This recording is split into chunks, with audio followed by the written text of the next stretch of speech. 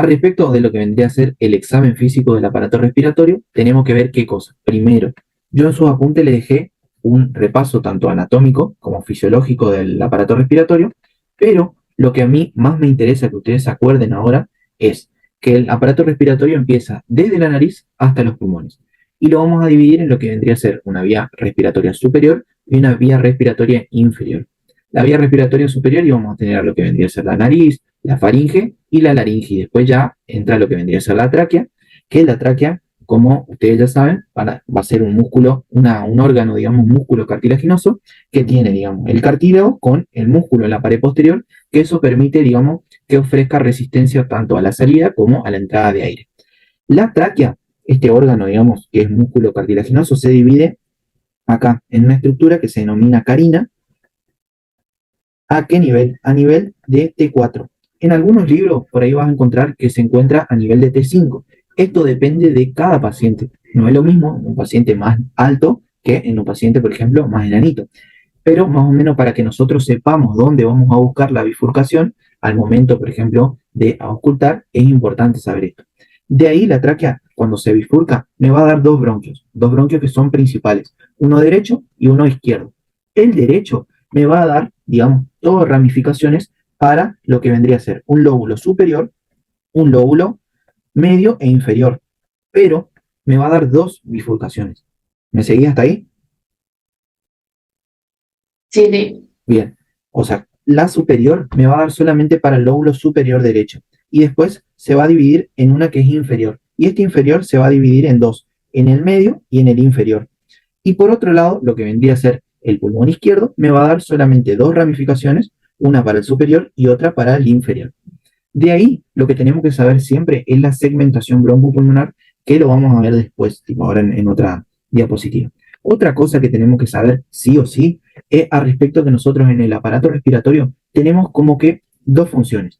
Una función que es llevar el aire, o sea, vamos a tener vías que son de conducción, y después vamos a tener la otra función que es el intercambio gaseoso, o sea, hacer la hematosis. Entonces, nosotros tenemos que saber que desde la tráquea, o sea, desde arriba, desde la vía aérea superior, desde la nariz, la laringe, nosotros vamos a llevar el aire todo por los bronquios, de ahí va a ir a los bronquiolos y va a llegar, digamos, toda esa vía de conducción hasta lo que vendrían a ser los bronquiolos terminales. Una vez que llegamos a los bronquiolos terminales, ahí recién empiezan a existir, digamos, unas estructuras que son los bronquiolos respiratorios, los conductos alveolares y los sacos alveolares, que me van a ir llevando hacia lo que vendría a ser la unidad funcional, que es el alveolo propiamente dicho.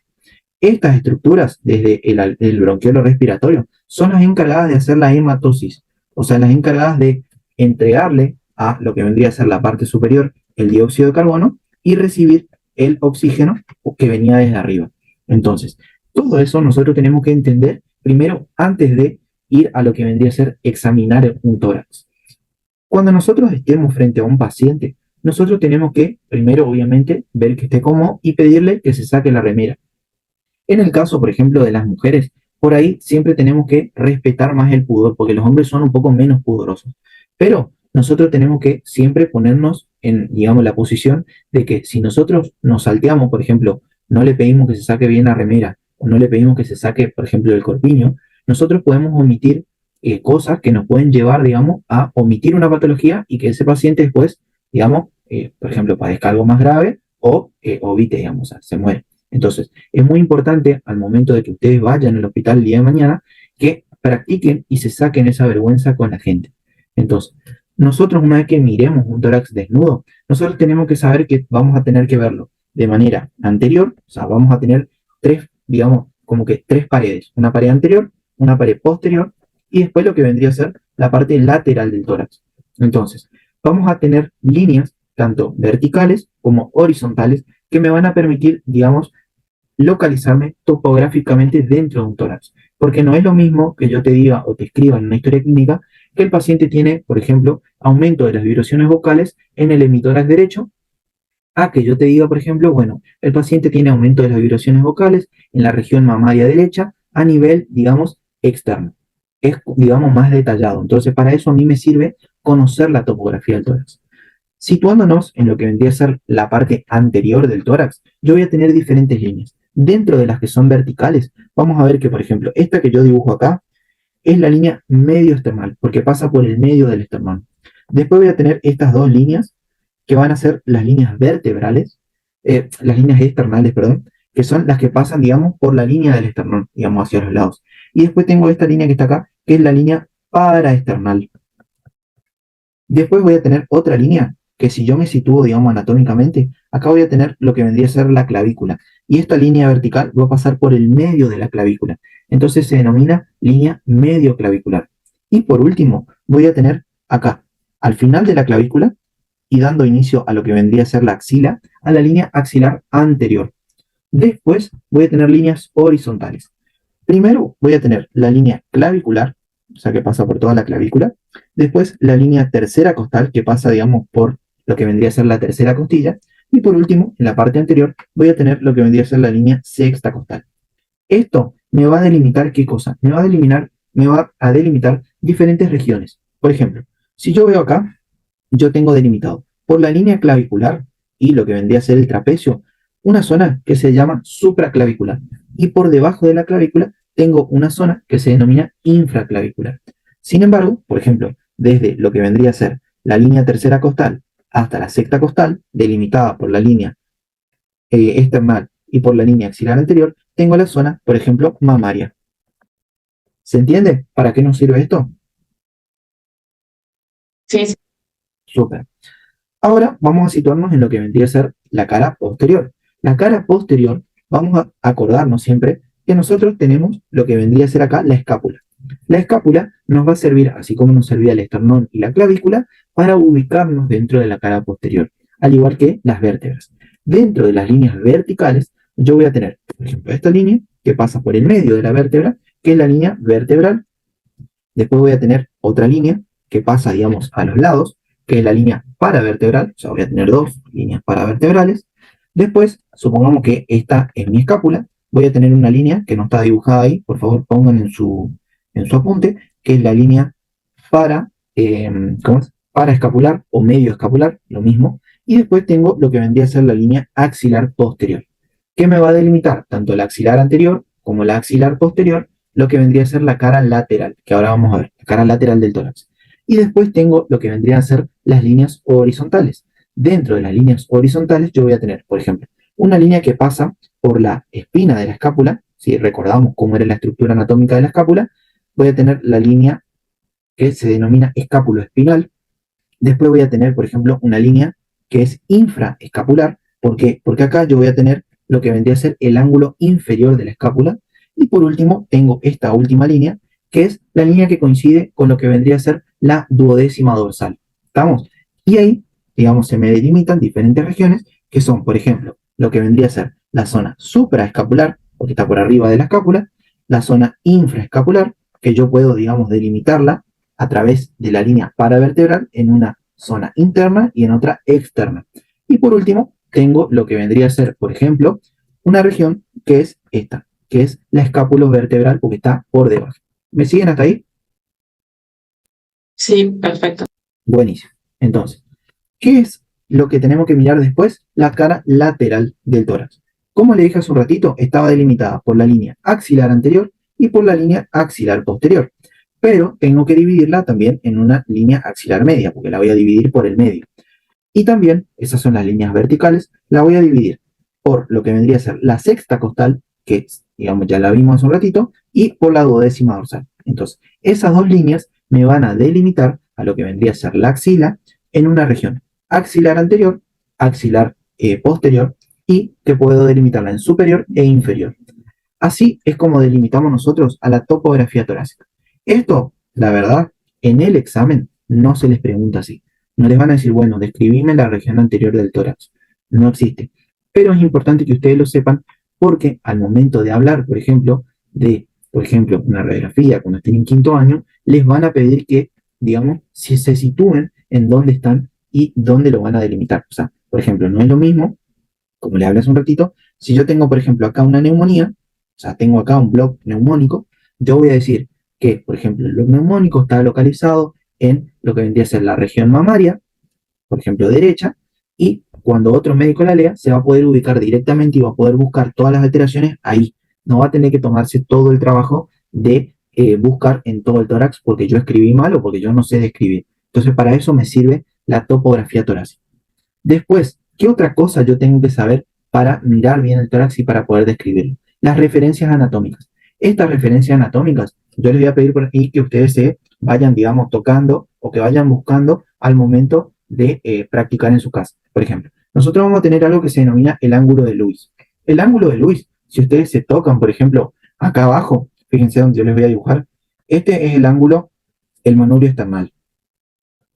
Por acá abajo, si ustedes se tocan, ustedes van a encontrar como una protrusión, digamos, como algo que se levanta. Eso que se levanta así es el ángulo de Lewis, es la articulación entre lo que vendría a ser el esternón y la segunda costilla. Eso a mí me va a servir como reparo anatómico, porque a partir de ahí yo voy a poder contar las costillas, que ahora les voy a explicar cómo se hace. Este es el primer reparo anatómico que sí o sí tienen que acordarse siempre, porque la doctora Ortiz pregunta cómo contar las costillas. Después, otro reparo anatómico es la mamilla, digamos, o sea, lo que vendría a ser el pezón en el hombre, porque en el hombre, principalmente en el hombre delgado, se encuentra a nivel del cuarto espacio intercostal.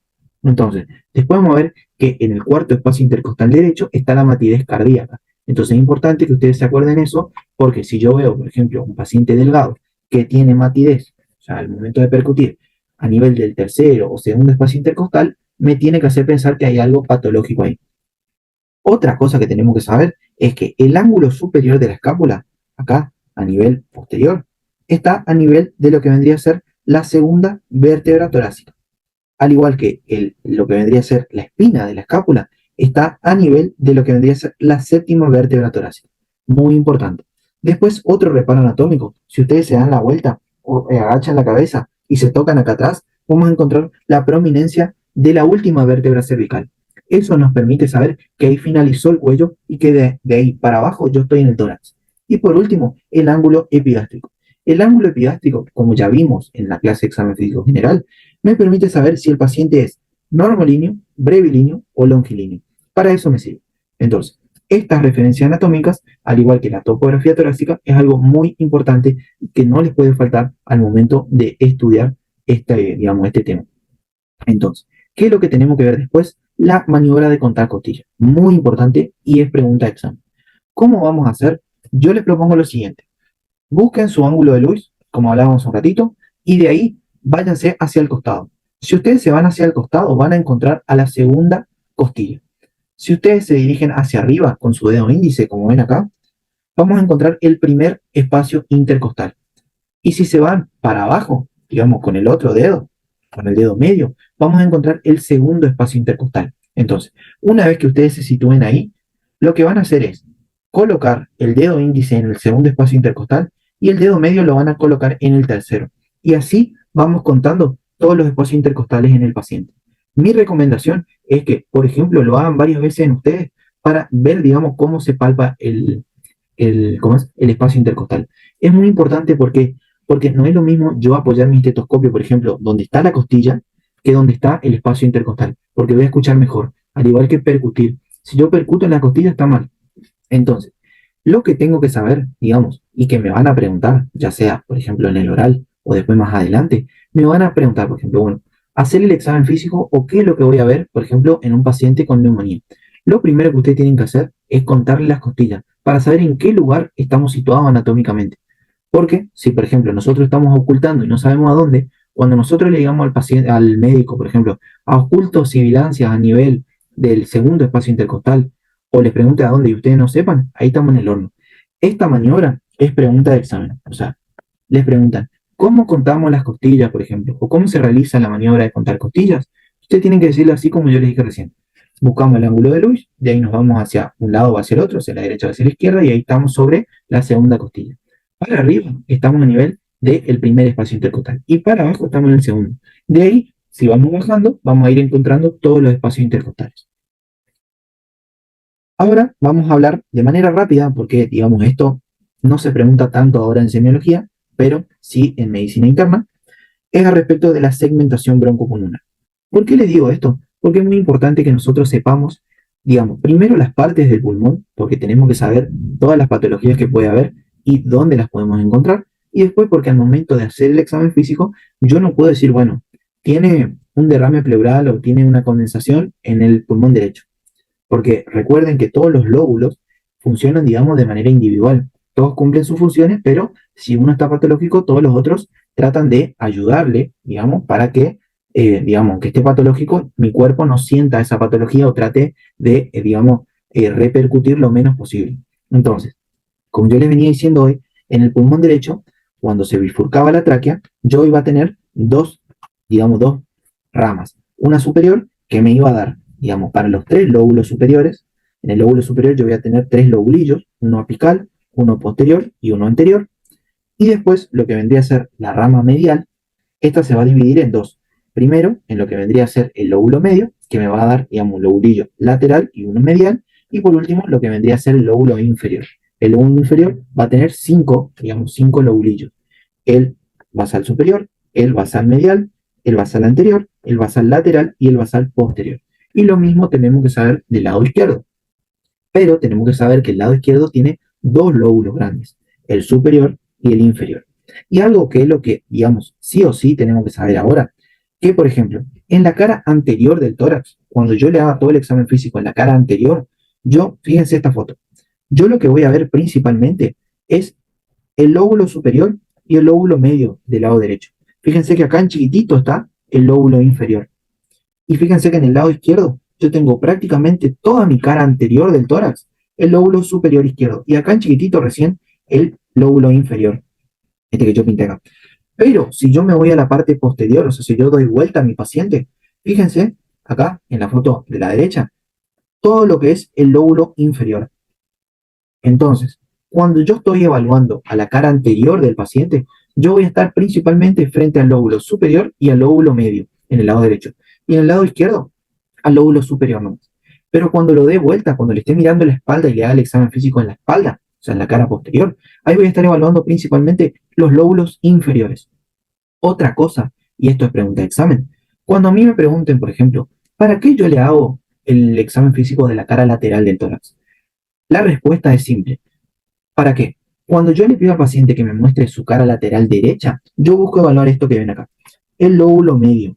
Porque el lóbulo medio, como veíamos acá, se ve poco y nada prácticamente en la cara anterior, pero en la cara lateral se ve perfectamente. Y en el lado izquierdo busco, digamos, evaluar lo que es el lóbulo inferior principalmente y también puedo ver el lóbulo superior. ¿Se entendió hasta ahí? ¿Me siguen? ¿Todo bien? ¿Tienen alguna duda?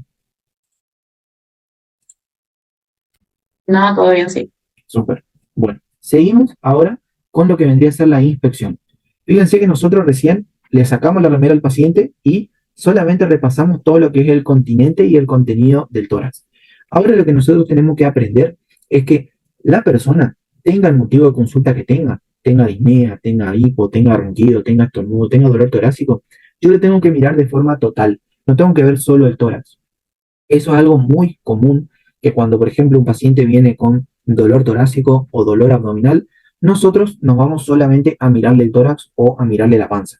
Entonces, lo que tenemos que saber es que primero hay que hacer una inspección general del paciente. O sea, tenemos que verle todo, tenemos que verle la cara, los ojos, las orejas, todo lo que vimos anteriormente, tenemos que ver. Por ejemplo, el estado de nutrición, por ejemplo, en patologías muy degenerativas, como por ejemplo una tuberculosis, que es de tipo crónica o un carcinoma pulmonar, me pueden dar, por ejemplo, caquexia. Entonces, ¿qué es lo que yo voy a tener en un paciente que tenga caquexia? O sea, que esté terminal prácticamente. La fase caquéctica, lo que vendría a ser un tórax paralítico, que lo vamos a ver ahora más tarde, disminución de la cantidad de masa muscular que tenga, voy a tener prominencia en lo que vendrían a ser los pómulos, una fase cansada, palidez. Entonces, todo eso, yo necesito que si a ustedes les preguntan en examen, por ejemplo, un paciente con una tuberculosis crónica, ¿cómo va a estar el examen físico? Que ustedes no solamente se centren en el tórax de ese paciente, que se centren en todo, en el total. ¿Qué otra cosa podemos ver? Por ejemplo, cianosis. La cianosis. ¿Alguno que está acá se acuerda qué es la cianosis? Bien, la cianosis es la coloración azulada de piel y de mucosas, debido a lo que vendría a ser un aumento de la bilirrubina reducida, de la hemoglobina reducida, perdón, nada que ver, de la hemoglobina reducida mayor a 5 gramos por decilitro. Entonces, eso es muy importante que ustedes sepan el concepto a la hora de hablar en un examen y que sepan que se puede diferenciar en central y periférica. La central, acuérdense que puede ser de causa respiratoria o de causa cardíaca, que la respiratoria mejoraba con el oxígeno. Y la periférica, acuérdense que no mejora con el oxígeno. Por ejemplo, acá vemos lo que vendría a ser una cianosis periférica. Entonces, eso es algo muy importante. Otra cosa que es muy importante que ustedes sepan reconocer, por ejemplo, es respecto de esto que vemos acá. El aleteo nasal. El aleteo nasal, al igual que la utilización de los músculos accesorios, son signos de dificultad respiratoria. ¿Qué quiere decir? Que al paciente le está, digamos, costando demasiado meter aire o sacar el aire. Puede ser, por ejemplo, porque está en insuficiencia respiratoria, puede ser, por ejemplo, porque tiene una neumonía muy extensa, una telectasia, un derrame pulmonar, un derrame pleural, un neumotórax, de todo puede tener, y eso es muy importante porque es un signo de alarma. Eso también es pregunta de examen. Signos de dificultad respiratoria, aleteo nasal, utilización de los músculos accesorios, tiraje. Los tirajes pueden ser, el tiraje es que, digamos, lo que vendría a ser la piel se mete para adentro cuando el paciente inspira. ¿Por qué? Porque está usando otros músculos. Entonces todas las estructuras, digamos, adentro se meten, digamos, adentro del tórax se mete para adentro. Entonces, por ejemplo, el tiraje supraesternal, supraclavicular, infraclavicular, eso es pregunta de examen. Después, ¿qué otra cosa tengo que mirar? Las fases. Dentro de las fases, yo voy a tener un montón, todas las que ya vimos, pero de la respiratorio, del aparato respiratorio, yo voy a tener, por ejemplo, la fase en un paciente con tuberculosis, principalmente me voy a dar cuenta o voy a sospechar cuando tenga ya caquexia, por ejemplo, porque si no voy a sospechar recién de una tuberculosis cuando el paciente tiene tos crónica, y ahí le voy a hacer los exámenes necesarios. Después, una fase neumónica que ahora vamos a ver. Después, abotagado, principalmente en un paciente EPOC. Y después, el edema en esclavina, que ya vimos en en la clase de cuello, pero vamos a volver a repasar. ¿Qué otra cosa tengo que ver? Por ejemplo, el decúbito. Principalmente el decúbito lateral. ¿Por qué? Cuando el paciente tiene, por ejemplo, un derrame pleural, o sea, lo que vendría a ser la acumulación de líquido entre las dos hojas pleurales, el paciente se acuesta de lo que vendría a ser del lado afectado, donde tiene el derrame. ¿Para qué? Para que el otro pulmón se pueda distender para compensar la falla del otro y que pueda respirar mejor. Esto es lo que se denomina trepomnea. Esto es muy importante que ustedes presten atención a ver cómo se está acostando o cómo está el paciente. Después el paciente, por ejemplo, puede venir así agachado, digamos hacia un lado, o puede estar duro, contraído, que es lo que se denomina pleurostótonos. Y después algo que ya les di creo en la clase de cuello, que es respecto de la desviación traqueal. Ahora vamos a ver, pero la desviación traqueal es pregunta de examen. Lo vamos a ver en los síndromes pleurales, lo vamos a repasar ahora otra vez, pero es muy importante que esas cosas que yo digo que es pregunta de examen, las anoten, porque desde que yo estoy en la facultad más o menos se pregunta. Entonces, por favor, no vayan a salir mal por cosas, digamos, fáciles. Al respecto del EPOC, no sé si ustedes lo dieron en patología, pero ahora después vamos a ver cuando veamos las enfermedades respiratorias. La enfermedad pulmonar obstructiva crónica últimamente se dice que está, digamos, determinada o está formada por dos patologías, digamos, que van de la mano.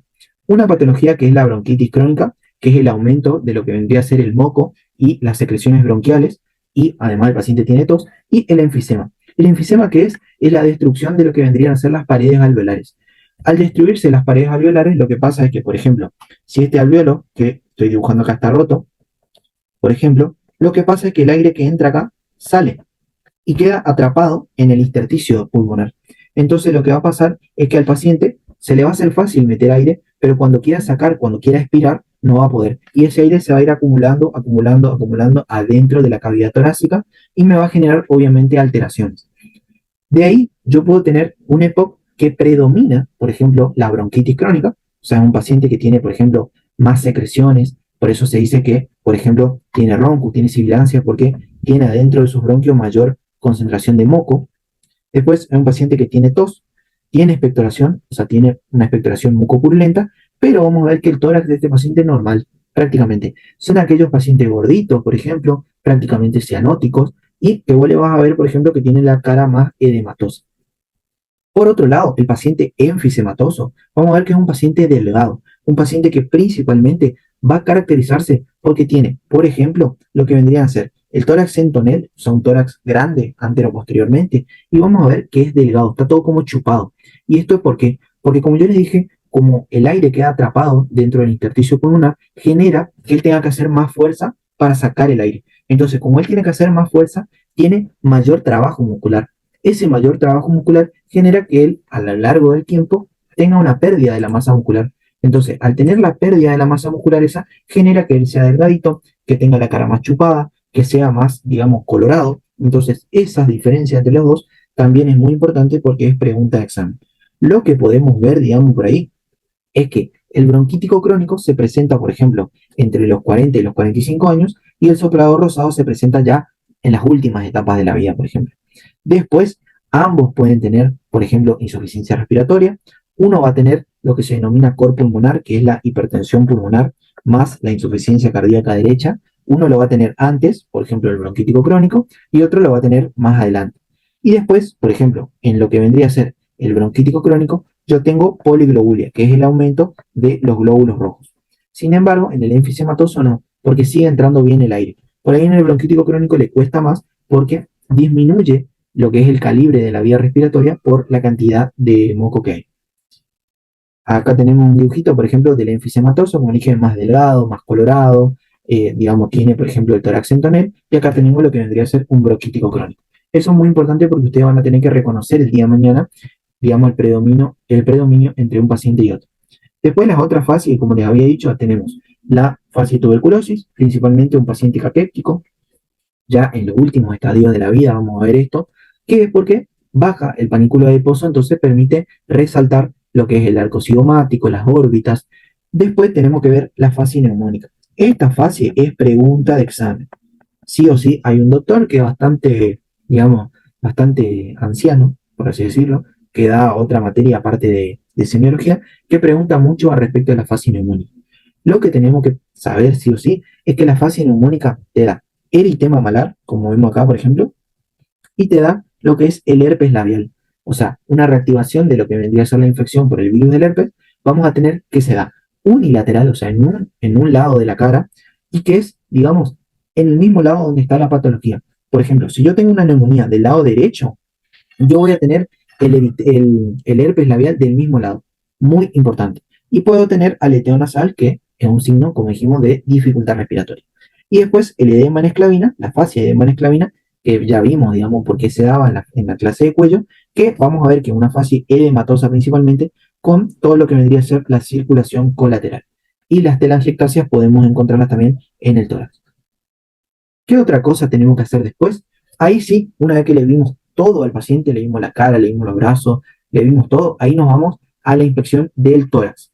Primero, ¿qué tenemos que ver en el tórax? Tenemos que ver lo que vendría a ser el continente. El continente va a ser la piel, el tejido celular subcutáneo, los músculos, todo eso se hace mirando nomás.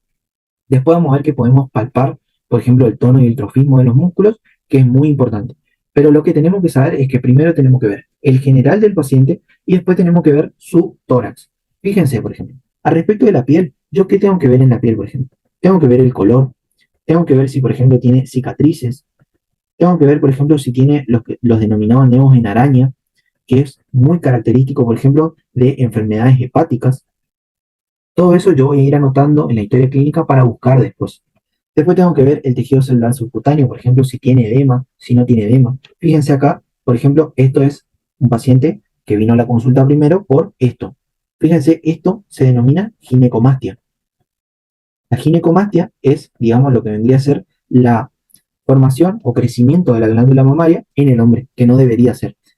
Es diferente a lo que se denomina la gigantomastia, que es el aumento de lo que vendría a ser la mama, pero en la mujer, que en la mujer sí es normal la formación de las glándulas mamarias, un buen desarrollo. Esto me puede hacer pensar, por ejemplo, en alteraciones endocrinas que desarrollen en un hombre la ginecomastia.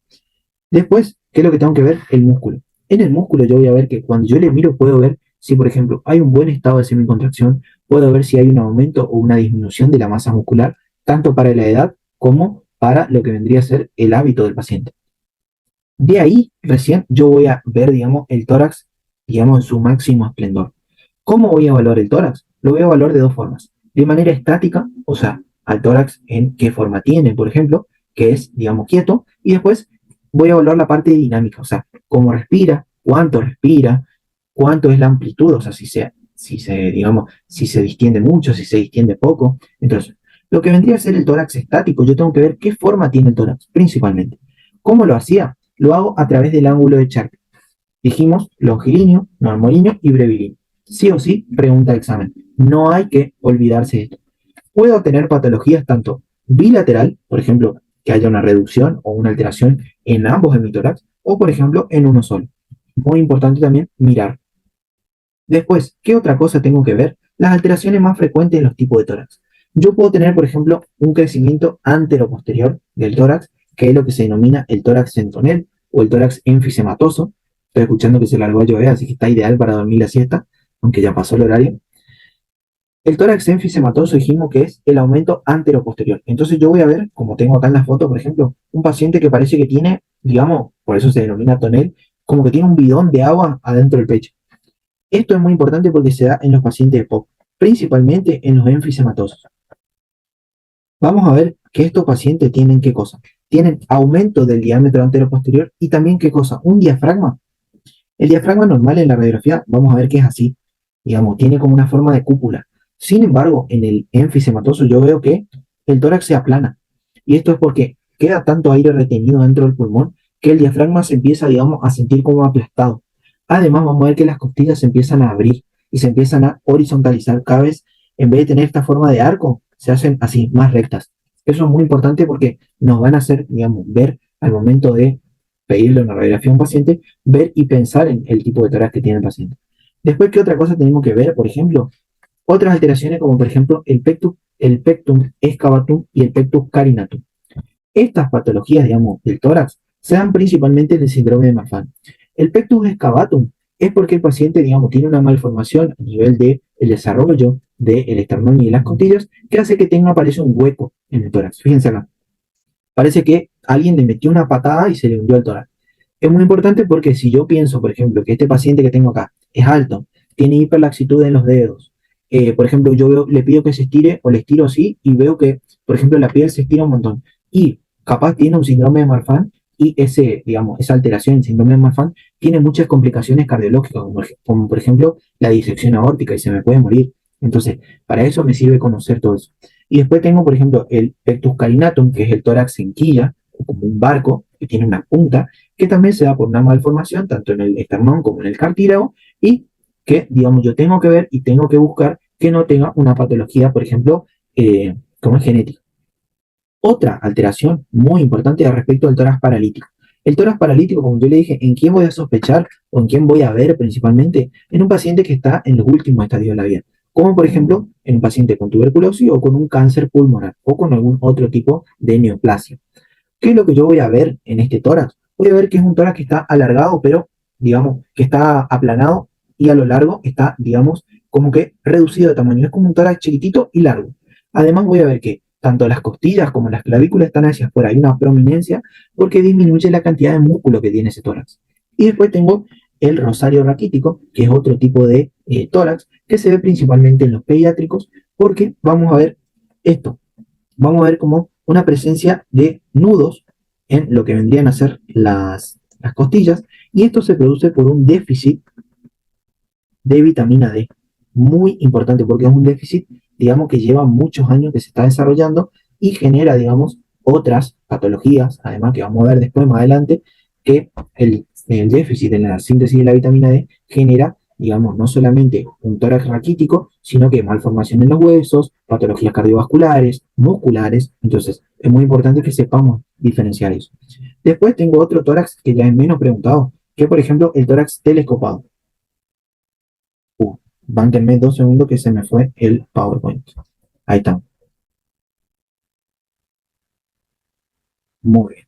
Seguimos. Otro tipo de tórax que vamos a ver es el tórax telescopado. El tórax telescopado se da en esta enfermedad, que es la enfermedad de Paget, una enfermedad reumatológica o endocrina también se puede decir, que la vamos a ver más adelante, pero se caracteriza porque el paciente tiene, por ejemplo, un tórax que es cortito. Yo voy a ver que el tórax es chiquitito y, por ejemplo, las piernas son largas. Y además tiene una malformación en las piernas que forman como un arco. Muy poco preguntado, prácticamente, digamos, no les digo que no lo estudien, pero es muy raro que les pregunten en el oral. Lo que sí por ahí les pueden preguntar es al respecto de una malformación en lo que vendría a ser la columna vertebral. La columna tiene dos curvaturas que son anatómicamente normales. La cifosis, que es, digamos, la curvatura anteroposterior, y la escoliosis. Pero esto puede estar, digamos, exacerbado. Vamos a ver que yo puedo tener, por ejemplo, una curvatura que es senil, o sea, a lo largo de los años. Si ustedes, por ejemplo, ven a su abuelo o a su abuela, van a ver que son todo encorvaditos, pero eso es normal, digamos, debido a la degeneración ósea y a la edad, digamos, la curvatura de la columna se va, digamos, haciendo cada vez más prominente. Pero no es lo mismo ver eso que vemos ahí que ver, por ejemplo, esto. Esto, que por ahí hay muchos chistes, viste, que te dicen, che, no llevé la mochila, es, digamos, patológico, porque ahí sí yo tengo, digamos, una cifosis exacerbada, pero en un paciente ya joven. También muy importante que veamos eso porque puede traer, por ejemplo, alteraciones a nivel respiratorio. Por ejemplo, que el pulmón se distienda menos y genere, por ejemplo, una insuficiencia respiratoria, que genere una disnea. Entonces, otra cosa que podemos encontrar es la curvatura lateral, o sea, lo que vendría a ser una escoliosis.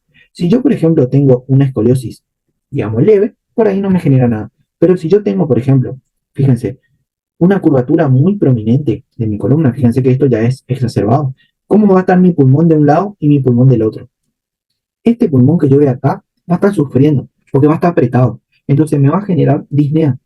Entonces lo que yo tengo que hacer como médico es ver eso. Por ejemplo, el paciente puede venir o no puede venir por disnea. Pero si yo lo veo, le tengo que pedir una radiografía y tengo que derivar a un traumatólogo para que le rectifique la columna y solucionar los problemas futuros. Porque, digamos, al principio, cuando el paciente es pediátrico, no pasa nada. Digamos, vive normalmente. Pero a la larga lleva muchas manifestaciones, tanto neurológicas como cardiovasculares, que, digamos, pueden llevar al óbito de los pacientes. Entonces, para eso es muy importante reconocer todas estas cosas. Después, ahora sí, vamos al tórax dinámico. Me siguen hasta acá con todo, es mucho contenido, yo sé, pero quiero saber si se va entendiendo.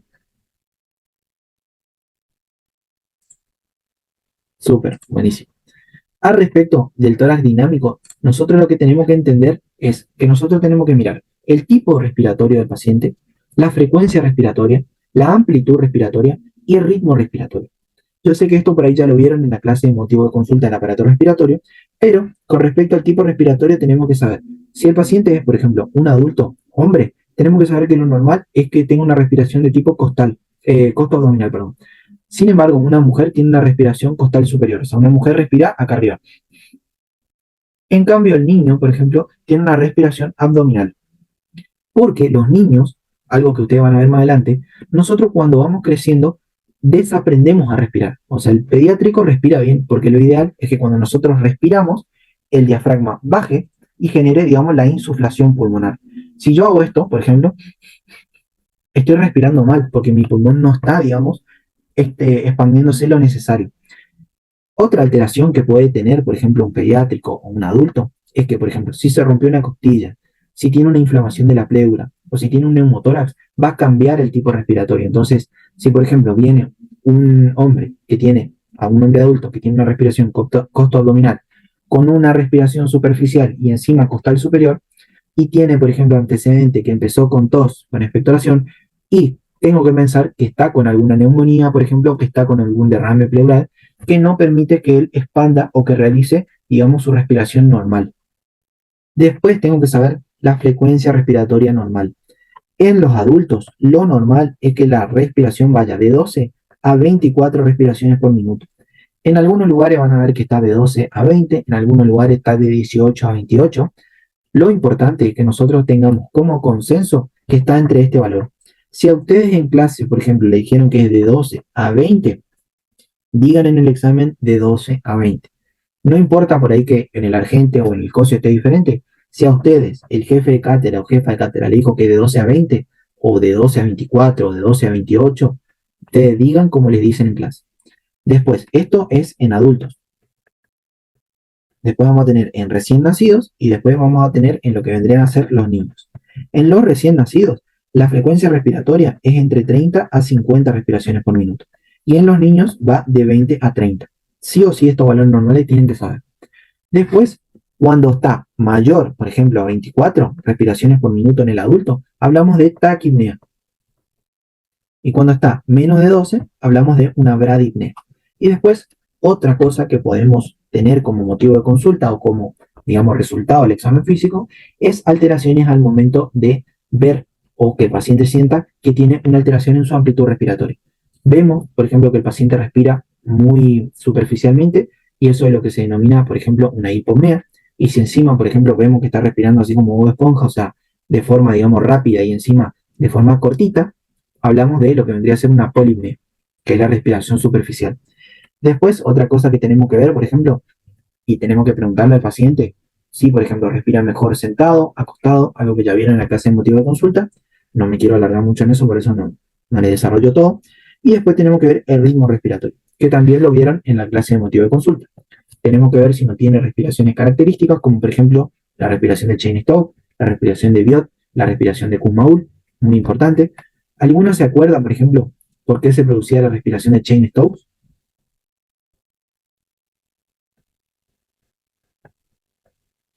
La respiración de Cheyne-Stokes se da por una sensibilidad al CO2, por ejemplo, por una ACV.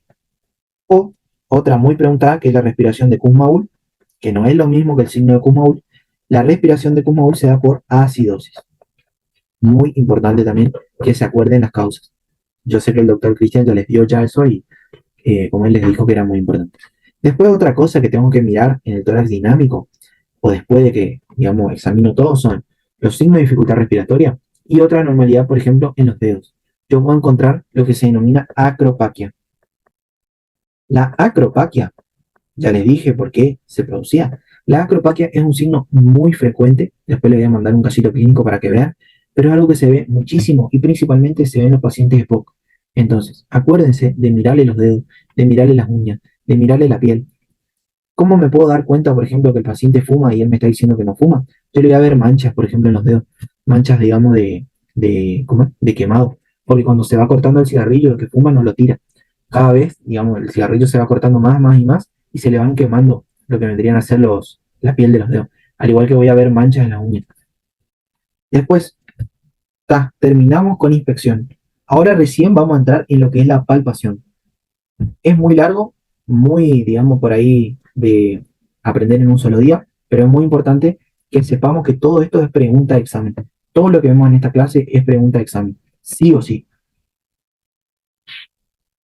La palpación, vamos a ver que así como teníamos una inspección general y después íbamos a lo particular, vamos a tener que palpar primero todo lo que vendría a ser la superficie del paciente. ¿Para qué? Para buscar, por ejemplo, aumento de la sensibilidad, aumento de la temperatura, si tengo, por ejemplo, enfisema subcutáneo, si tengo, por ejemplo, la presencia de frémitos o de roce pleural, todo eso yo voy a ir, digamos, palpando en esta maniobra que vemos acá a la derecha, que es la maniobra de mano de escultor. Algo que les voy a contar ya, que se tienen que grabar hoy y para mañana, al momento de describir una maniobra, ustedes tienen que acordarse siempre lo siguiente. Tienen que describir, por ejemplo, cómo está el paciente, si está parado, si está sentado, y cómo está el examinador. Por ejemplo, acá vemos que el paciente puede estar sentado o parado, con el tórax descubierto, y nosotros, para hacer la maniobra de mano de escultor, nos vamos a ubicar tanto adelante como atrás del paciente. Vamos a ubicar la mano así, de plano, sobre lo que vendría a ser el tórax del paciente. Y vamos a hacer movimientos para buscar por todo el tórax aumento o disminución de la sensibilidad, aumento o disminución de la temperatura. Puedo ver, por ejemplo, el enfisema subcutáneo, que voy a sentir como, digamos que estoy, digamos, en presencia de aire por debajo de la piel, o sea, voy a escuchar como un... Después puedo palpar, por ejemplo, el roce pleural, o sea, voy a sentir como que hay dos hojas que se están, digamos, rozando. Todo eso a través de la maniobra de mano de escultor. Esta maniobra también me sirve para qué? Para ver y para ganarme la confianza del paciente. Si yo, por ejemplo, le pido que se saque la remera y de una le empiezo, digamos, a apretar y si encima le está con dolor, él no me va, digamos, a dejar que yo le palpe mucho, principalmente en aquellos pacientes más chicos, por ejemplo, 16, 15 años, 14. Y después van a ver que hay pacientes que son, digamos, muy reacios a que ustedes le hagan el examen físico, entonces ustedes tienen que tratar de ganarse la confianza a través de estas maniobras. Al igual que cuando ustedes le cuentan, por ejemplo, las respiraciones en la frecuencia respiratoria, pálpenle, tranquilos, háblenle, por ejemplo, y después cuando él se calla, ahí se hacen los boludos y empiezan a contar lo que vendría a ser la frecuencia respiratoria. Una vez que nosotros le hicimos la palpación general, tanto en anterior como posterior como lateral, ahí recién vamos a hacer lo que se denomina la palpación del tono y del trofismo. El tono es el estado de semicontracción de los músculos. O sea, digamos, si ustedes se tocan así con el dedo, ustedes van a ver que tienen digamos, una determinada contracción muscular, o sea, una determinada dureza. En un paciente, por ejemplo, ya más gordito, van a ver que eso está disminuido. Al igual que en un paciente, por ejemplo, que hace mucho ejercicio, van a ver que está más duro. Y si, por ejemplo, nosotros pinzamos con el dedo índice y el dedo medio, la piel, podemos ver cómo está ese tejido celular subcutáneo. Si hay edema, si no hay edema, si hay, por ejemplo, aire, vamos a escuchar también el enfisema subcutáneo. Es muy importante que ustedes evalúen eso tanto en el tórax como, por ejemplo, en el cuello, como ya vimos en la clase de cuello. Después, ¿qué otra cosa vamos a palpar antes de ir a lo que vendría a ser en la parte respiratoria? Los ganglios.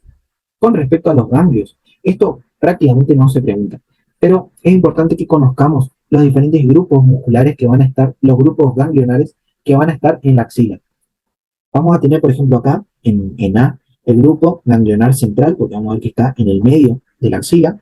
Después voy a ver acá donde está la B, que es el grupo axilar externo de los ganglios. Después tengo, por ejemplo, a nivel acá, bien en lo que vendría a ser el, el borde del pectoral. Yo voy a ver lo que se denomina el grupo pectoral de los ganglios. Después, acá en la D, voy a ver el grupo clavicular o infraclavicular. Y por último, acá donde está la E, voy a encontrar el grupo subescapular. ¿Cómo yo palpo los ganglios? Y eso es algo que por ahí no les enseñan y después van al hospital y yo les veo que agarran así, por ejemplo, y no van a palpar nada. Los ganglios se palpan, a ver si se ve, se palpan así, como haciendo un caminito con lo que vendría a ser los dedos índice y medio. Lo que nosotros tenemos que palpar de los ganglios es si hay un aumento del tamaño o si hay aumento de la temperatura o si, por ejemplo, se mueven o no se mueven. Y yo voy a ver que los puedo palpar, como le dije, supraclavicularmente, infraclavicularmente, vamos a ver por acá, acá vemos infraclavicular. Después tengo que palpar lo que vendría a ser la del grupo pectoral. Y acá, fíjense que vemos dos diferentes maniobras. Una donde la paciente tiene hacia arriba su brazo y otra donde lo tiene colgando. ¿Esto por qué se hace? Cuando yo le pido a la paciente que levante su brazo, yo estoy tensando el músculo pectoral y ahí lo que hago es evidenciar algunas tumoraciones. Sin embargo, cuando ella tiene pendiente así el miembro, yo lo que hago es relajar el pectoral y permitirme, por ejemplo, meterme un poco más hacia atrás del pectoral y palpar los grupos ganglionares.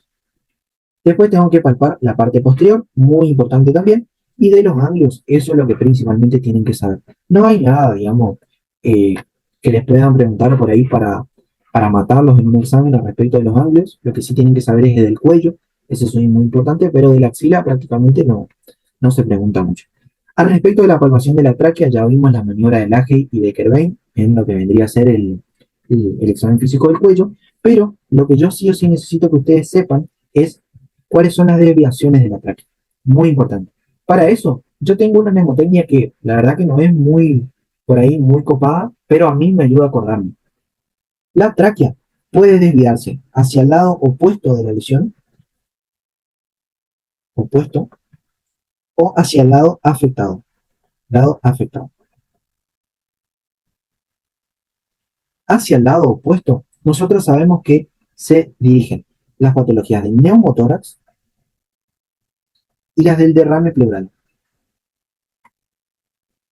Y hacia el lado afectado, vamos a ver que tenemos a la paquipleuritis y a la atelectasia. ¿Cómo yo me acuerdo de esto? Es que al lado afectado, por ejemplo, no en mi tórax y derrame para allá. Así me acuerdo yo que la tráquea en el neumotórax y en el derrame pleural se van hacia el otro lado. No en mi tórax, te va al otro lado, tráquea, te va para el otro lado, y derrame para allá. Y cuando me tengo que acordar, por ejemplo, de las patologías que atraen la tráquea hacia el lado afectado, me acuerdo de lo siguiente. Paqui, o sea, vení para acá, vení aquí, pleuritis, y atrae lectasia. Yo me acuerdo así, si a ustedes les sirve, anótenlo en sus apuntes. Acuérdense, hacia el lado opuesto de la lesión, no en mi tórax y derrame para allá, te va para el otro lado. Para el lado afectado, o sea, las que atraen la tráquea, acuérdense, atrae lectasia y paquipleuritis. Algunos me dijeron que no les sirve, otros me dijeron que se acuerdan en el momento del examen, así que por las dudas yo les voy pasando estas, digamos, estas mnemotecnias. Después tengo otras más copadas, pero hay algunas que no son muy útiles. Después tenemos que hacer otra maniobra. ¿Qué es la maniobra? de la elasticidad torácica. La elasticidad torácica se realiza de la siguiente forma. Le vamos a pedir al paciente que levante los brazos hacia adelante o que los tenga colgados, pero está descrito que, digamos, haga hacia arriba. Y yo lo que voy a hacer como examinador es, con las manos de plano, tanto la mano derecha como la mano izquierda, las voy a situar en un hemitórax. Por ejemplo, acá la sitúo en el lado derecho, tanto anterior como posterior. Y lo que voy a hacer es hacer unas leves depresiones hacia adentro para ver qué cosa, para ver qué tan elástico está ese pulmón. Lo voy a hacer tanto del lado derecho como del lado izquierdo. Puedo tener, por ejemplo, un aumento de la elasticidad, o sea, un tórax mucho más elástico, como por ejemplo en el enfisema, y puedo tener, por ejemplo, una disminución, o sea, un tórax mucho más duro, como por ejemplo en la osteomalacia. Esto es muy raro que se pregunte en examen, pero por las dudas, acuérdense, pero las maniobras, esta y todas las que vamos a ver a partir de ahora, siempre se preguntan en examen. Todas las maniobras que vamos a ver en esta clase se preguntan en examen. Así como yo les estoy, digamos, describiendo, tienen que describirla ustedes. Ahora, ya vimos qué tan elástica es esa pared pulmonar, esa pared torácica. Ahora tenemos que ver qué tanto se expande, qué tanto, digamos, puede meter de aire. Y yo lo que tengo que ver, si ustedes se acuerdan, el pulmón tenía una parte apical, una parte basal, una cara mediastinal y una cara, digamos, torácica o costal. Después, ¿qué es lo que tenemos que evaluar? Vamos a evaluar la expansión tanto en los vértices pulmonares como en las bases pulmonares, tanto anterior como posterior. Y después, fíjense que, por ejemplo, a un paciente que está acostado, no se puede levantar, yo no le puedo hacer esta maniobra. Entonces lo que voy a hacer es hacerle así, de forma acostado.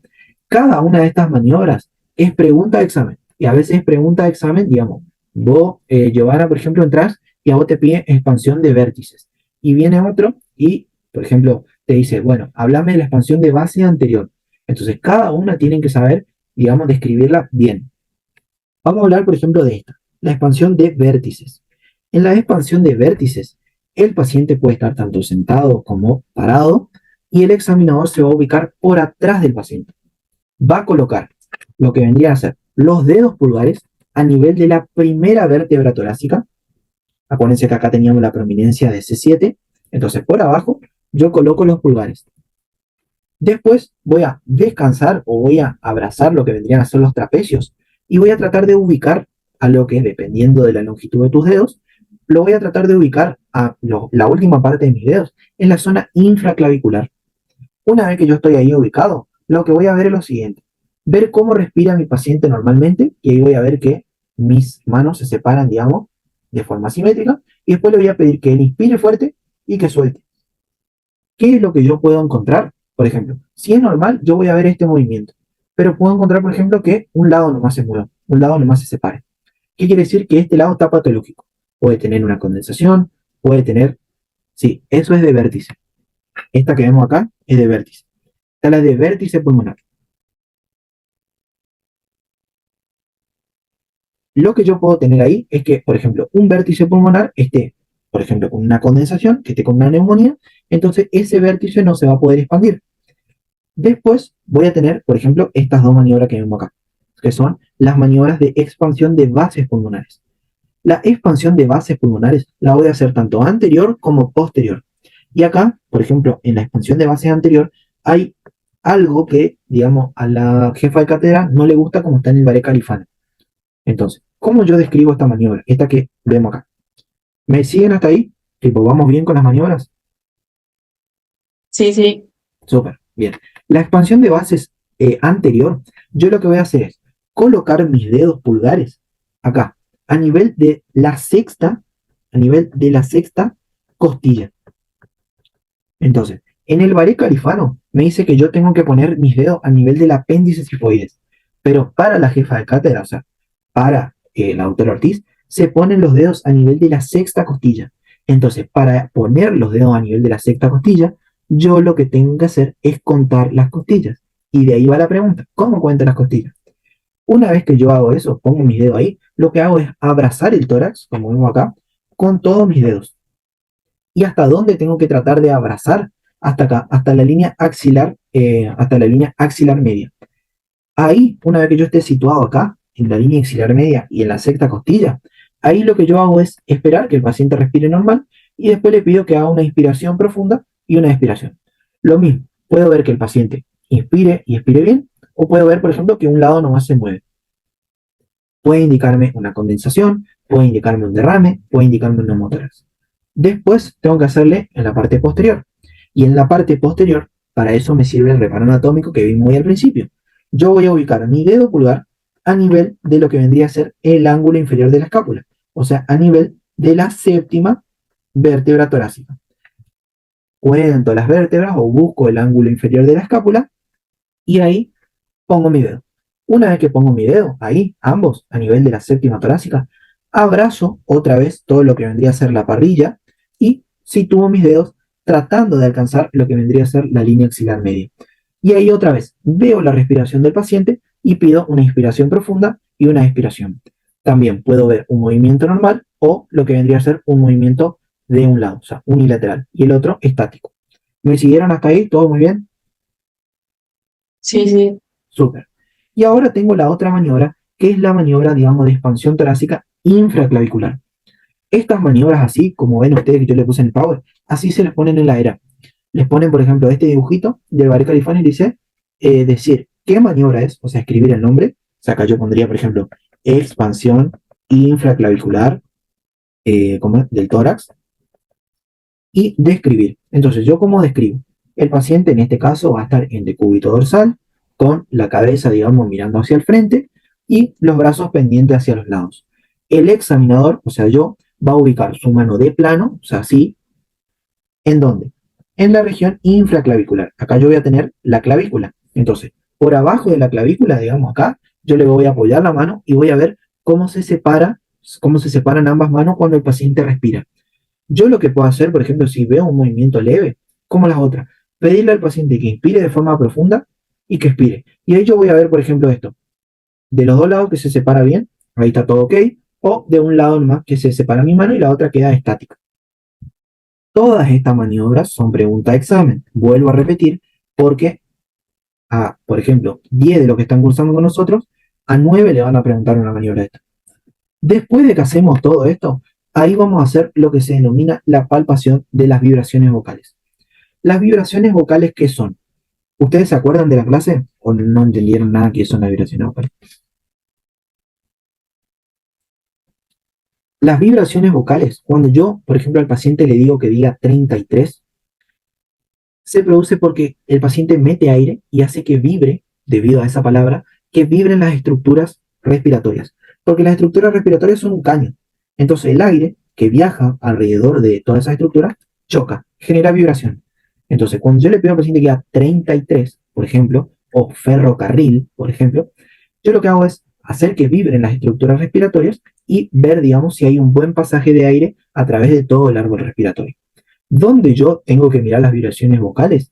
En el tórax anterior y posterior. ¿Puedo hacerlo en el lateral? Sí, pero es más difícil. Y lo que más se pregunta es anterior y posterior.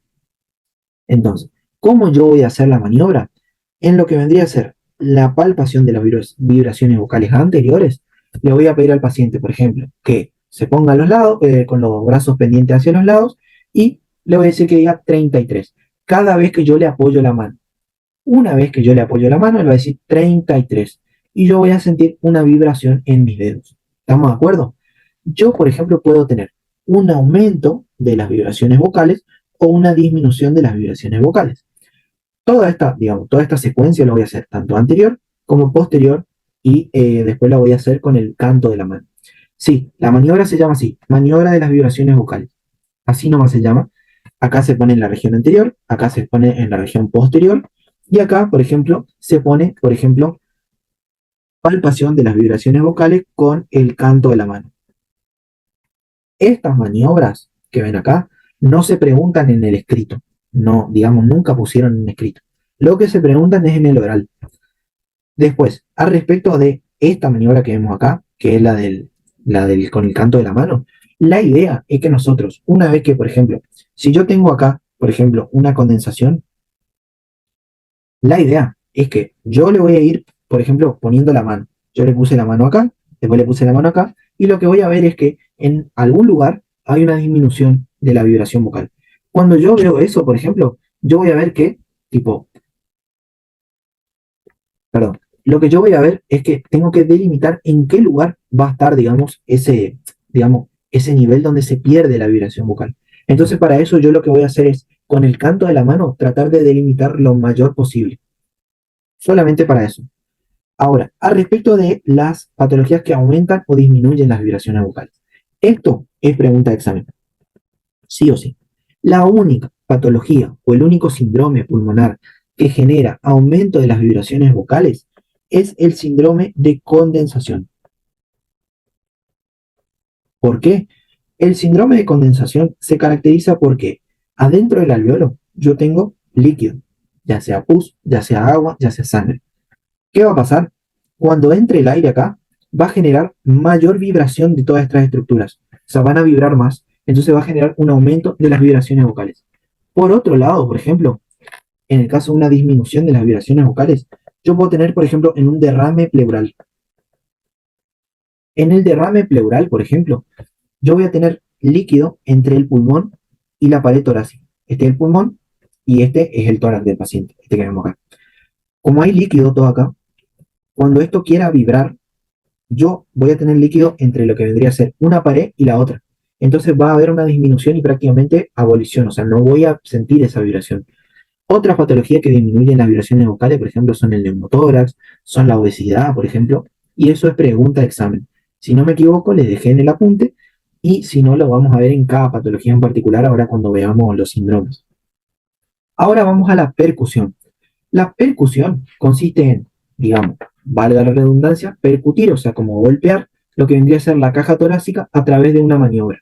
La maniobra que vemos acá, que tampoco se pregunta en escrito, pero por ahí nos pueden preguntar en oral, es la maniobra dígito digital, o también, que tiene un nombre propio, que es la maniobra dígito digital de Gerhardt.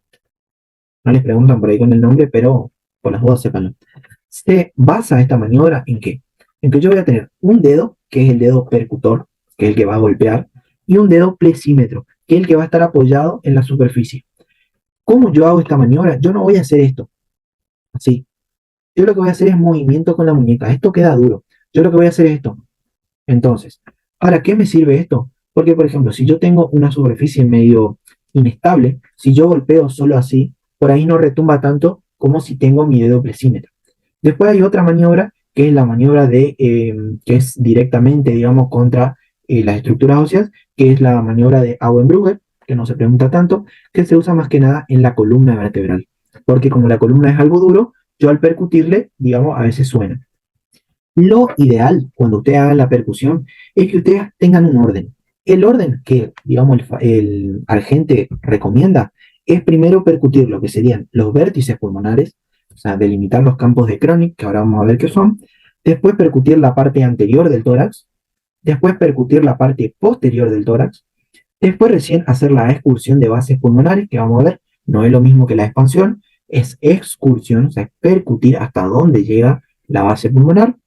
Después vamos a percutir la columna y después lo que vendría a ser la región lateral y axilar. Además, acá en lo que sería la región anterior, acuérdense siempre de percutir el esternón y la clavícula, que por ahí muchos se olvidan y a veces hay patologías que, digamos, me hacen ver que tengo, por ejemplo, ahí una alteración. ¿Qué es lo que yo voy a obtener al percutir? Voy a tener sonidos normales y sonidos, digamos, que después vamos a ver que son patológicos cuando digamos, se encuentran donde deberían estar los normales. Yo puedo encontrar sonoridad, que quiere decir que yo estoy percutiendo sobre un pulmón con aire. Si ustedes agarran, por ejemplo, y hacen percusión ahí, o yo, por ejemplo, pongo con un objeto que tiene aire adentro y yo le golpeo, yo ahí estoy escuchando sonoridad. Sin embargo, si agarro algo duro, por ejemplo, que no tiene aire, y yo lo percuto, por ejemplo, voy a ver que eso es matidez, porque no tiene aire, no tiene nada adentro. Y después voy a encontrar, por ejemplo, otro sonido que es el timpanismo. Que el timpanismo se produce porque yo dentro de una víscera hueca, ya sea el estómago o el intestino, tengo contenido aéreo, que lo voy a encontrar principalmente en una región que se denomina espacio de Traube, que después vamos a ver dónde está.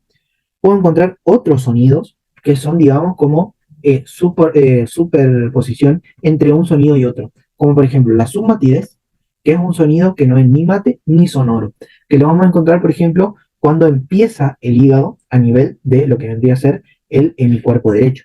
Y después puedo tener la hipersonoridad, que lo vamos a encontrar en pulmones que están con mucho aire, como por ejemplo un enfisema. Otra cosa que vamos a ver, por ejemplo, es que va a haber patologías que van a tener, por ejemplo, aumento de la matidez, o que vamos a encontrar matidez en lugares donde no debería, como por ejemplo en una condensación, en la telectasia, en derrame pleural. Entonces, cuando ustedes encuentren, por ejemplo, vamos a ver que si ustedes agarran su tórax derecho y se empiezan a percutir, en tanto en el segundo, como tercero, como en el cuarto espacio intercostal, ustedes van a encontrar sonoridad. Pero si, por ejemplo, ustedes a un paciente le percuten en su tercer espacio intercostal derecho y encuentran matidez, eso puede ser una patología, puede ser una condensación, puede ser un derrame, puede ser, por ejemplo, una telectasia, si viene acompañado obviamente de, por ejemplo, disnea, dolor torácico, fiebre, sudoración. Entonces, eso es lo que tenemos que saber como normal para ver si hay o no alguna patología. Dentro de las maniobras, como les dije, esto tampoco es algo que se pregunte mucho en el escrito, pero sí en el oral. Como les dije, teníamos que percutir lo que vendría a ser primero los vértices, para determinar qué cosa, lo que se denominan los campos de Crohn. Estos campos de Crohn que vemos acá, es digamos lo que vendría a ser el ápice pulmonar. O sea, ahí yo estoy percutiendo el ápice pulmonar. El campo de Crohn digamos, se delimita porque acá termina el cuello, 2 centímetros más o menos por donde termina el cuello, empieza el campo de Crohn. Hasta, fíjense que esta es la clavícula, hasta lo que vendría a ser el tercio medio o el tercio externo de la clavícula. Acá yo voy a encontrar, si ustedes agarran, por ejemplo, y se percuten, ahí yo voy a tener sonoridad. Pero si yo me voy más acá, digamos, más hacia externo, yo voy a encontrar matidez. Es lo normal. Si yo, por ejemplo, cuando le percuto un campo de Crohn, tengo matidez, y esto viene acompañado, por ejemplo, de un síndrome de Klauber-Horner, tengo que pensar en un tumor, por ejemplo, de vértice pulmonar, que es el tumor de Pancoastodía, que después vamos a ver en la clase de síndrome mediastinales. ¿Qué otra cosa tengo que percutir? Fíjese, esta es la maniobra de los campos de Crohn. Tengo que percutir, por ejemplo, la clavícula, tengo que percutir, por ejemplo, el esternón, y después tengo que percutir el tórax. ¿Cómo se recomienda percutir, por ejemplo, el tórax? Se recomienda primero, ¿dónde voy a percutir? En los espacios intercostales. O sea, tengo que contar las costillas y ahí hacer la percusión. Lo que se recomienda es primero percutir todo un hemitórax y después percutir el otro. Y por último, hacer una comparativa. O sea, primero con el derecho, me voy al izquierdo, de ahí bajo, percuto en el izquierdo, de ahí me voy para este lado, percuto, bajo, percuto, me voy para el costado, bajo, percuto, así. Primero una percusión, digamos, unilateral y después una percusión comparativa. ¿Qué otra cosa tengo que hacer después de la percusión? Tengo que irme a la parte posterior. En la parte posterior, como yo acá tengo la clavícula, que es, digamos, algo óseo, lo que yo tengo que pedirle al paciente, por ejemplo, para que se abran las clavículas, las escápulas, perdón, nada que ver clavícula, las escápulas, es pedirle que él cruce los dedos y que se vaya un poquito hacia adelante. Entonces ahí él me abre las escápulas y yo puedo percutir. Y lo mismo, hago una percusión unilateral en cada lado y después comparo. ¿Qué otra cosa tengo que hacer después? Que es una maniobra muy preguntada.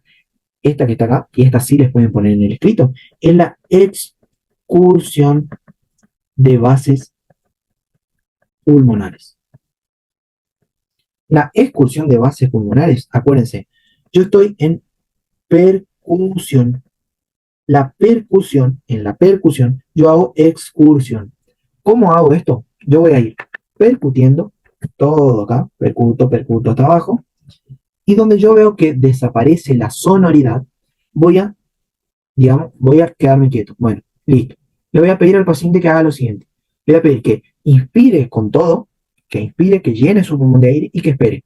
Ahí yo voy a percutir, y hasta donde yo, digamos, no sienta más sonoridad, voy a trazar una línea. Esta línea es en inspiración profunda. Yo le pedí que aguante, percutí, bueno, tracé una línea con alguna viroma. Ahora le voy a pedir que él saque todo el aire, que escupa todo el aire y que mantenga. Ahí voy a irme hacia arriba y a percutir, hasta que vuelva a no sentir más, hasta que vuelva a sentir sonoridad. Ahí voy a tener, ¿qué cosa? Otra línea que es la de expiración. Entre estas dos líneas que veo acá, el valor normal tiene que ser de 4 a 6 centímetros. Si, digamos, es menor, ya es patológico. Quiere decir que no se está expandiendo correctamente el pulmón o que puede haber, digamos, algún derrame, alguna telectasia, alguna condensación. ¿Estamos de acuerdo? Y por último, vemos acá lo que vendría a ser la percusión de la columna. ¿Vamos bien hasta ahí? ¿Están muy cansados? ¿Quieren hacer un recreo?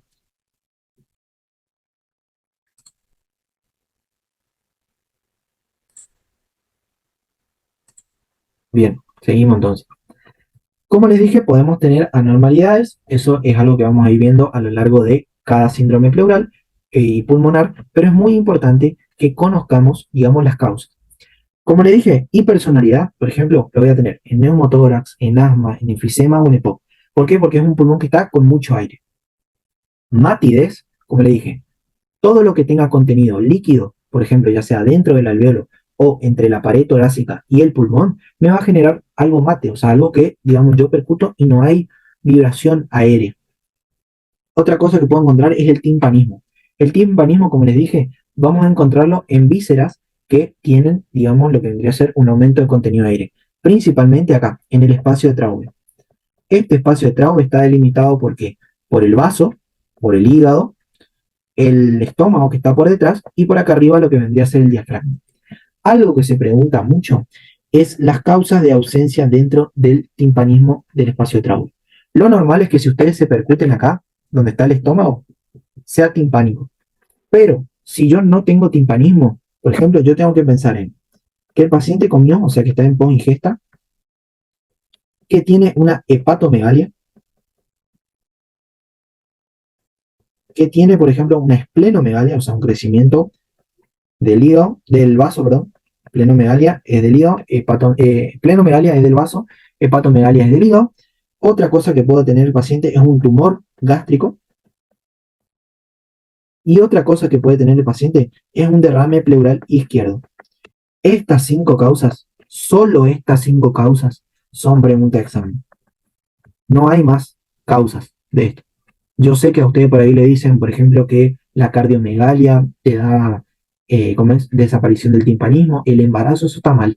Estas 5 causas son las que están en la Argentina y son las que la doctora Ortiz quiere que ustedes le escriban en el examen. Y esta pregunta, ahora que me acuerdo, fue pregunta en la era del año pasado, en la era y en el final. Así que acuérdense, estas 5 causas sí o sí. Después, ¿qué otra cosa puedo encontrar? Lo que vendría a ser una ausencia en la matidez hepática.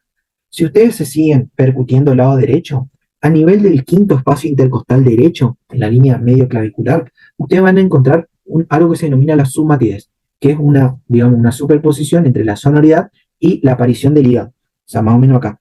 Pero después, si ustedes van un poquito más abajo, en esta zona que yo le estoy pintando acá, acá van a tener algo que se denomina submatidez.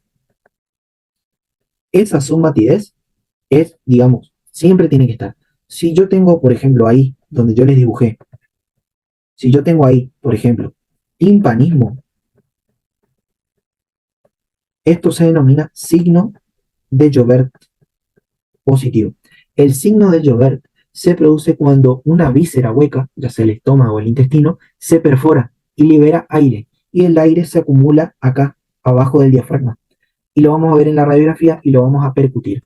Cuando lo percutimos y sentimos el timpanismo ahí, es signo de Joubert positivo. Pregunta de examen, sí o sí. Ahora, ya terminamos ya chicos, es al respecto de la auscultación.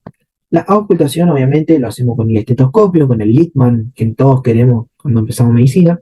Es lo mismo cualquier estetoscopio, pues se van a dar cuenta a lo largo de los años, pero digamos, lo hacemos con eso. Ahora lo hacemos con eso. La auscultación lo tenemos que hacer en un ambiente tranquilo, con el paciente obviamente dándonos su confianza, totalmente en privacidad, porque el paciente puede tener mucho pudor. Tiene que ser un lugar silencioso y con una temperatura más o menos agradable, porque vamos a ver que el paciente se puede incomodar o puede tener frío y no va a decir que, digamos, se quiere ir. El paciente, como dije, puede estar tanto sentado como de pie o acostado, dependiendo de la situación patológica o no que tenga. Y tenemos que ocultar siempre la cara anterior, posterior y lateral. ¿Por qué la parte lateral? Porque en la parte lateral yo iba a ocultar lo que vendría a ser el lóbulo medio en el pulmón derecho. ¿Estamos hasta ahí? Muy bien. La ocultación, yo voy a ver que yo voy a ocultar tanto lo que vendría a ser la respiración del paciente como la, digamos, lo que vendría a ser la voz. yo le voy a pedir al paciente que vuelva a decir 33 y también le voy a ocultar. Ahora, primero voy a ocultar la respiración.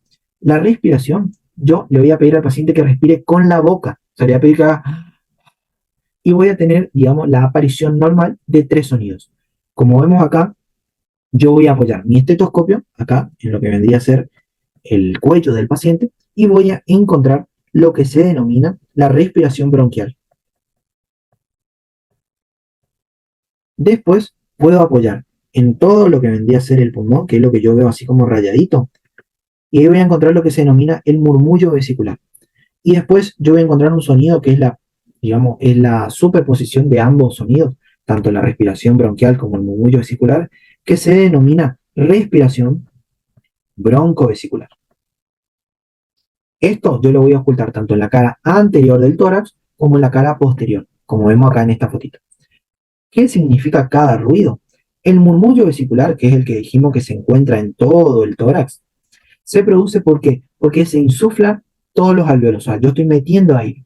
Entonces yo lo voy a escuchar cuando el paciente inspire principalmente. O sea, yo le voy a pedir que haga... Y ahí yo voy a escuchar, digamos, un sonido como... que es el que yo les pasé hoy en el grupo. Vamos a ver que el murmullo vesicular puede aumentar o disminuir. Y va a estar disminuido principalmente en lo que vendría a ser el derrame pleural, el neumotórax, la condensación. ¿Es muy importante que sepan esto? Sí. Después, algo que ya es más raro que les pregunten, por ejemplo, son los otros dos. El soplo glótico o soplo laringotraqueal es el que yo voy a ocultar cuando le ponga acá, en el cuello del paciente. Y se produce porque yo estoy metiendo aire en la vía aérea superior. Entonces, este yo voy a ocultar tanto en la inspiración como en la expiración. Muy importante que por ahí se acuerden las diferencias. Y otro, que es la superposición entre ambos, es la respiración broncovesicular. La respiración broncovesicular, vamos a ver que tiene pocas alteraciones, pero las voy a ocultar en estas regiones. En la región supraclavicular, en la región infraclavicular y a nivel de la clavícula. ¿Cuál es la importancia de esto, digamos, de que yo sepa diferenciar? Es que puede haber o no patologías que me modifiquen esos sonidos. Principalmente el murmullo vesicular es el que tienen que saber dónde van a ocultar y qué es lo que se está produciendo, digamos, fisiológicamente. Después lo otro es ya más raro que pregunten. Y estos sonidos se pueden, digamos, alterar. Por ejemplo, el murmullo vesicular puede estar, digamos, cambiado, ya sea por un soplo tubario, por un soplo pleural, por un soplo anfórico, que lo vamos a ver en las patologías. Tipo, ahora necesito que aprendan lo normal. Y después vamos a ver lo que son los sonidos agregados. Los sonidos agregados son pregunta de examen. Siempre son pregunta de examen. Por ejemplo, yo voy a tener los roncos, que los roncos son sonidos, digamos, que vamos a ocultar principalmente cuando el paciente expira y que se modifican con la tos. Esto es pregunta de examen. El ronco se produce porque en lo que son las vías respiratorias, digamos, grandes, de grueso calibre, por ejemplo, los bronquios fuentes, los bronquios segmentarios, digamos, los más grandes, acá se acumula moco. Entonces, esa acumulación de moco genera que el flujo acá dentro de aire sea turbulento y que parezca como que yo estoy movilizando secreciones. Entonces, eso es un roncus. Es similar a lo que escuchamos por ahí en las películas, vieron, de los pacientes más obesos. Entonces, el ronco, acuérdense que es un sonido grave porque el bronquio grueso está obstruido, tipo su luz, ya sea por ejemplo, moco o edema, y se oculta en la expiración y se modifica con la tos. Eso es pregunta de examen, sí o sí. Después voy a tener las sibilancias. Las sibilancias se da más que nada en las vías respiratorias, pero más distales, o sea, más cerca de lo que son los alvéolos. Y también se produce porque está estrecho. Pero vamos a ver que es un sonido como un silbido. O sea, vamos a escuchar que es... Entonces, ¿dónde yo voy a ocultar? Principalmente en las vías aéreas, digamos, más distales. Y se da principalmente, esto es lo importante, que se da en el asma. Se puede dar en otras patologías, sí, como por ejemplo en un tromboembolismo de pulmón, se puede. Pero principalmente lo que les van a preguntar ahora es al respecto del asma. Y después vamos a tener a los estertores. Los estertores se dan principalmente porque la secreción puede estar en el bronquio o en el alveolo. Y eso es lo que les voy a explicar ahora, que es pregunta de examen también. Los estertores vamos a ver que se pueden clasificar en húmedos o en crepitantes. Los estertores húmedos es porque en aquellos bronquios de mediano o grueso calibre yo tengo aumento de las secreciones. Pero ¿qué es lo que pasa? Cuando yo movilizo esas secreciones, esas paredes se van despegando y generan lo que vendría a ser los estertores, como que se escucha así. Entonces, cuando yo voy a ocultar eso y cómo yo lo diferencio para aprender de un roncus, el roncus dijimos que era expiratorio y el estertor se da tanto en inspiración como en expiración. Y voy a ver que se modifica con la tos. También a respecto del roncus, ¿se acuerdan que, por ejemplo, también se modificaba con la tos? Pero algo que yo quiero que se aprendan sí o sí, que el único estertor que no se modifica con la tos es el estertor crepitante. El estertor crepitante se produce cuando el alveolo, que vemos acá, que está lleno de secreción, ya sea, por ejemplo, purulenta, se llena de aire y se despega su pared. Cuando se despega esa pared, ahí genera, digamos, el sonido como si yo hago esto, digamos, si yo me froto el pelo. Se hace como este sonido, yo lo voy a escuchar cuando estoy en el final de la inspiración, y esto es muy importante, que no se modifica con la tos.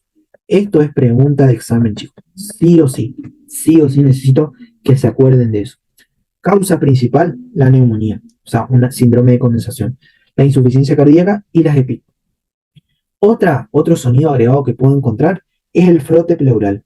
El frote pleural se da cuando se inflaman las dos pleuras. Si ustedes recuerdan, tenía una pleura visceral y una pleura parietal, y cuando estas se inflaman, se rozan y generan el sonido.